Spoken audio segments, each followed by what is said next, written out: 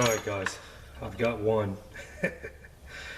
And this is what they look like. They are hot riveted in. They're in there tough. What I do is I'll use a center bit and I'll drill it in to where it's just about to the bottom of that rivet. I won't go all the way through with them. And then I'll take a bigger bit like this, and I'll run it down through, chase it. And then get you a punch,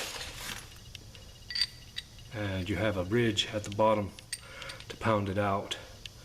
And you know, 5 or 6 whacks and it'll come out, good whacks, but you have to take the center out of it so it will shrink up enough to where you can get it to pop out. Alright guys, no fun, and I've got 3 more to do on this side, and I gotta do the other side. So you're going to spend a good, I'd say anywhere from 20 to 45 minutes each. So, just to let you know, this is not an easy job. If somebody gives you a good price of doing it, let them.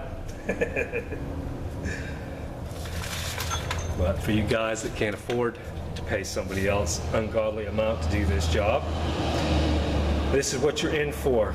Okay, we'll come back when we get the rest of them out. This is a sandwiched ball joint. I'll show you what I mean by sandwiched after we get it out. In other words, sandwiched between the top half of the lower control arm and the bottom half of the control arm.